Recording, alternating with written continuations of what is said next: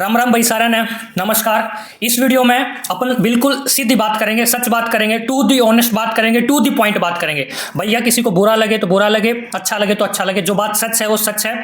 किसी भी कैंडिडेट को अगर एयरपोर्ट्स अथॉरिटी ऑफ इंडिया में गवर्नमेंट जॉब की तलाश है तो उसके लिए हाँ नाश्ता ठीक है, एक मसाला डोसा। एयरपोर्ट्स में दो टाइप की जॉब्स होती हैं। एक तो होती है एयरपोर्ट्स जो कि आते हैं गवर्नमेंट के पास में, गवर्नमेंट ऑफ इंडिया के अंडर में आते हैं, जो कि आते हैं मिनिस्ट्री ऑफ सिविल एविएशन के अंडर में आते हैं। उनको कहा जाता है एयरपोर्ट्स अथॉरिटी ऑफ इंडिया। ये टोटली गवर्नमेंट एयरपोर्ट्स होते हैं जिनका काम होता है एयरपोर्ट्स को डेवलप करना, उनको ऑपरेट करना और एयर नेविगेशन फैसिलिटीज देना। Then second comes airlines. Airlines जो होती हैं वो आपकी प्राइवेट होती हैं, Vistara, IndiGo, SpiceJet, this types of airlines. Airport की recruitment airports authority of India करता है। एयरलाइंस की रिक्रूटमेंट एयरलाइंस वाले ही करते हैं फॉर देयर ग्राउंड स्टाफ।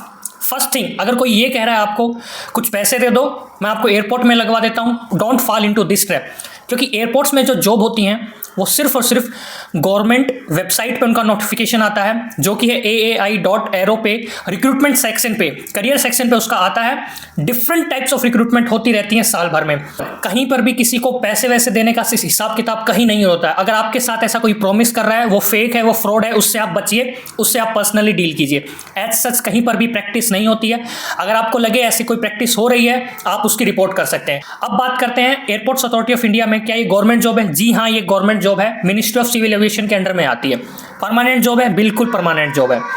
आप देखेंगे एयरपोर्ट्स अथॉरिटी ऑफ इंडिया में डिफरेंट टाइम्स पे डिफरेंट वैकेंसीज आती रहती है। दो टाइप की वैकेंसी आती है, एग्जीक्यूटिव के लिए, नॉन एग्जीक्यूटिव के लिए। अब ये एग्जीक्यूटिव नॉन एग्जीक्यूटिव क्या है? एग्जीक्यूटिव होता है ऑफिसर कैडर, नॉन एग्जीक्यूटिव होता है नॉन ऑफिसर कैडर।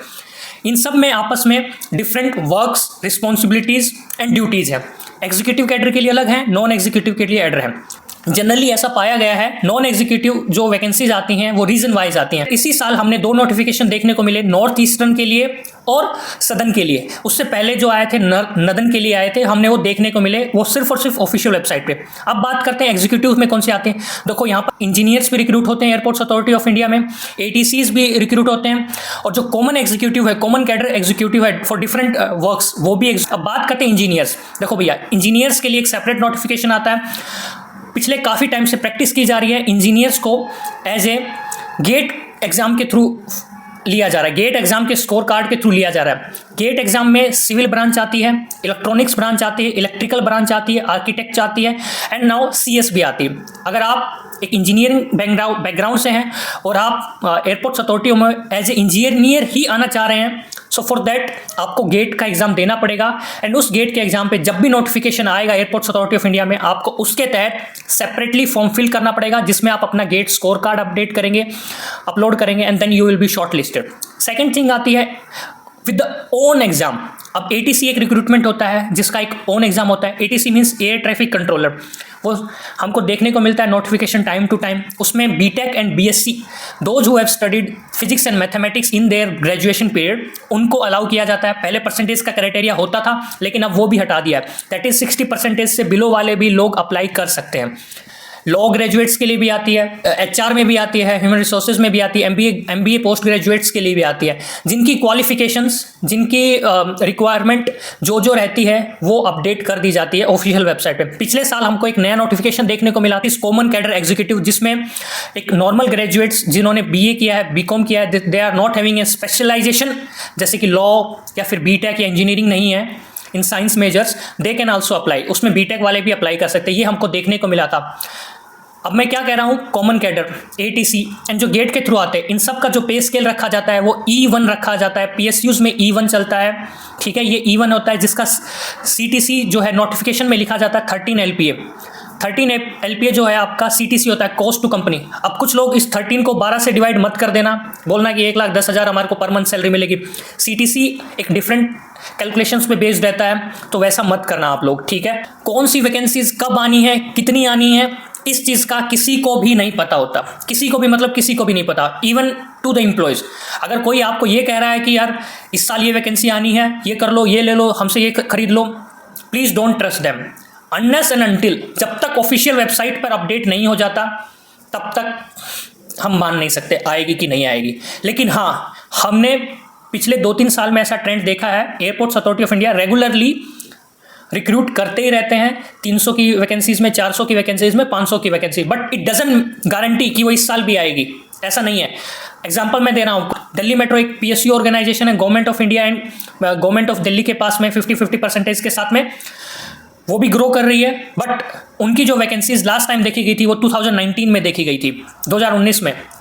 आज 5 साल हो गए, अभी तक उनका ओपन रिक्रूटमेंट एग्जाम नहीं आया है, बट वो ऑर्गेनाइजेशन काम तो कर रही है, ग्रो तो कर रही है, मैन पावर तो उसको भी चाहिए, बट ओपन रिक्रूटमेंट हमको देखने को नहीं मिला है। So we never know. लेकिन 2019 से पहले 2018 में भी दिल्ली मेट्रो लेता था, फॉर्म्स फिल करवाता था, 2017 में भी लेता था, 16 में भी लेता था, रेगुलरली लेता रहा है, बट 2019 के बाद उसने रिक्रूट ही नहीं किया। सो सेम एयरपोर्ट्स तो we never know whenever the official website come. So people पूछते हैं, कमेंट सेक्शन में पूछते हैं, पर्सनल मैसेज में पूछते हैं, हम लोग पढ़ें कि ना पढ़ें, ATC की वैकेंसी आएगी कि नहीं आएगी, कॉमन कैडर की आएगी। देखो भैया, आएगी तो आपको अपडेट कर देंगे, कब तक आएगी इसकी जानकारी हमारे पास नहीं होती, हमारे पास तो क्या किसी के पास भी नहीं होती। लेकिन अगर आपका लक्ष्य गवर्नमेंट ऑफ इंडिया में सिलेक्ट होना है, either banking sector, airport sector और SSC CGL और वॉट एवर योर चॉइस, सो आपको थ्रू आउट द ईयर पढ़ना तो पड़ेगा ही। जब भी वैकेंसीज आएगी आप उसमें फॉर्म फिल करेंगे, हिट करेंगे, that's the only way to get selected. My only motive is to update in this video, don't fall for the fake promises, fake traps. कहीं पर भी आपको पैसे नहीं देने हैं कि कोई कह दे भैया 2 लाख दे दो, 10 लाख दे दो, हम आपको लगवा देंगे। ये प्रैक्टिसेस कहीं पर होती नहीं है, ना ही आपको इस प्रैक्टिसेस में फंसना है। कोई आपको कह दे भैया हमसे ये ले लो, हमसे ये खरीद लो, ये तैयारी कर लो, वैकेंसीज आने वाली हैं, ये है वो है, भैया आने को आ भी सकती, नहीं भी आ सकती, बट किसकी जानकारी नहीं रहती है। जो भी जानकारी आएगी ऑफिशियल वेबसाइट पे आएगी। मैं ये कहना चाह रहा हूँ, जितनी भी स्टूडेंट्स हैं, आप लोग बहुत समझदार हैं, ग्रेजुएट्स हैं, प्लीज़ किसी भी फेक प्रोमिसेस में, किसी भी इन्फ्लुएंस के अंडर में आप मत फंसिए। सिंसियरली आप अपनी प्रिपरेशन कीजिए। व्हेनेवर नोटिफिकेशन कम्स, मैं आपको इस चैनल पे अपडेट करता हूँ। मैं रेगुलरली अपडेट करता रहता हूँ। Regularly means regularly, whenever there is a need I will be there. अब मैं डेली तो क्या ही वीडियो डालूँ, डेली तो कुछ अपडेट भी नहीं होता है, but whenever it is required, important, urgent, मैं रहता हूँ वहाँ पर, मैं अपडेट करता हूँ। कौन सी किताब पढ़ें तो इसमें सिलेक्शन हो जाए, भैया किसी किताब पर ये लिख के नहीं आता कि आप ये किताब पढ़ेंगे तो आपका उसमें सिलेक्शन हो जाएगा। ये कोई कॉलेज नहीं है, कोई सेमेस्टर एग्जाम नहीं है कि कॉलेज वाले ही पेपर बना रहे हैं, वो सेमेस्टर की एक बुक है, उस बुक में से एक क्वेश्चन आएगा। ऐसा नहीं होता भैया, नहीं होता है। किसी बुक पे नहीं लिखा है कि एयरपोर्ट्स अथॉरिटी में सिलेक्शन के लिए ये किताब पढ़ो, कोई एक किताब है ही नहीं, देयर आर मल्टीपल बुक्स। हम कैसे बुक्स को फॉलो करेंगे? उन बुक्स को फॉलो करने के लिए हमको सबसे पहले हमारे प्रीवियस ईयर्स देखने पड़ते हैं कि प्रीवियस ईयर्स में एयरपोर्ट्स अथॉरिटी ने कैसे कैसे क्वेश्चंस पूछे गए हैं, कहाँ से वो क्वेश्चंस पूछे गए हैं, फिर उनके बेस पे उन टॉपिक्स को हम शॉर्ट लिस्ट करते हैं। Although syllabus airports authority of India भी दे देता है, पेपर कैसा रहेगा, SSC बेस्ड रहेगा, बैंकिंग पेपर पैटर्न रहेगा, ये चीज़ नोटिफिकेशन में भी जाहिर नहीं होती है, ना ही वो बताते हैं ओपन एग्जाम है, ओपन रिक्रूटमेंट है, आप अपनी बेस्ट प्रिपरेशन के साथ आइए, एग्जाम दीजिए, but you have to prepare for the worst. ये बात है, आपको डिफरेंट बुक्स से पढ़ना पड़ेगा, तब जाके आपका वो सिलेबस कवर होगा। ये किसी एक कंपटीशन एग्जाम की बात नहीं है, सभी कंपटीशन एग्जाम्स में ये बात लागू होती है। दूसरी चीज़, जो नए नए कैंडिडेट्स हैं, जो नए पहली बार किसी कंपटीशन एग्जाम्स में उतर रहे हैं, उन सबको सावधान रहना चाहिए। वो लोग हल्के में तैयारी करते हैं और सोचते हैं कि यार ये सिलेक्शन है। You have to put your own efforts. जब तक आप अपने ओन एफर्ट्स नहीं डालेंगे किसी बुक के साथ में, या फिर किसी यूट्यूब के साथ में, या फिर किसी क्लासेस के साथ में, तब तक भैया वो चीज़ कन्वर्ट नहीं होगी, unless and until you are highly qualified और हाईली टैलेंटेड। लोग हर साल सेलेक्ट होते हैं, नोटिफिकेशन आता है तो कोई ना कोई तो सिलेक्ट होगा ही, आप नहीं होते तो कोई और तो होगा ही, बट वो लोग सेलेक्ट होते हैं। कोई भी वैकेंसीज फेक नहीं होती, ट्रू होती हैं। टेलीग्राम चैनल, इंस्टाग्राम चैनल आप ज्वाइन कर सकते हैं, but please don't come to me with कि ये हो जाएगा क्या, इतने में मेरा सिलेक्शन हो जाएगा। भैया मैं कोई नहीं हूँ बताने वाला कि आपका इतने मार्क्स में सिलेक्शन हो जाएगा, बट हाँ एक प्रीवियस कट ऑफ से एक आप आइडिया ले सकते हैं कि यार इतने से ज़्यादा स्कोर तो करना ही चाहिए आपको, ठीक है।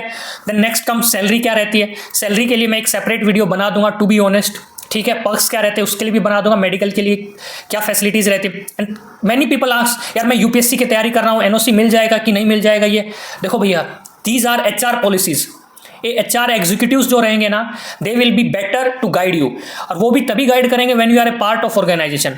सो don't ask this types of questions to me, okay, क्योंकि हमको वो चीज़, ना तो हम उस चीज़ पे गवर्न करते हैं, ना हम उस चीज़ पे रूल को बारे में ज़्यादा जानते हैं, और ना ही हम उसमें सही बता सकते हैं भैया। लेकिन मैंने जनरली ऐसा पाया है, इफ़ यू आर क्रैकिंग ये यूपीएससी एग्जाम, आप आईपीएस बन रहे, आईएएस बन रहे, ये भी गवर्नमेंट ऑफ इंडिया है, एयरपोर्ट्स अथॉरिटी वो भी गवर्नमेंट ऑफ इंडिया, जनरली आपको एनओसीज वगैरह सब मिल जाता है, देयर इज नो हेजिटेशन। कोई भी कैंडिडेट्स अगर, ये मैं अपने पर्सनल एक्सपीरियंस से बता रहा हूँ, कोई भी कैंडिडेट्स अगर स्पोर्ट्स में अच्छा करता है, को करिकुलर एक्टिविटीज़ में अच्छा करता है या अपने डिपार्टमेंट में अच्छा करता है, देन एयरपोर्ट्स अथॉरिटी आपको 100% प्रेस करती है, पुश करती है और आपको सम्मानित करती है आपके उस सुनहरे अच्छे काम के लिए। ये मैंने पाया है भैया, ये this is true about organisation. ठीक है, please be honest to your studies and be honest to my channel, you can definitely follow us. ठीक है भैया, like there is no any fees to subscribe me, number सबको अच्छे लगते हैं, so when I see a good number on my YouTube videos I feel proud, that's only video यार। Please like share and subscribe this channel. ऐसे ही true honest videos आपके पास मैं लाता रहूँगा। ठीक है दोस्तों, मैं वीडियो ऑफ करता हूँ उधर से।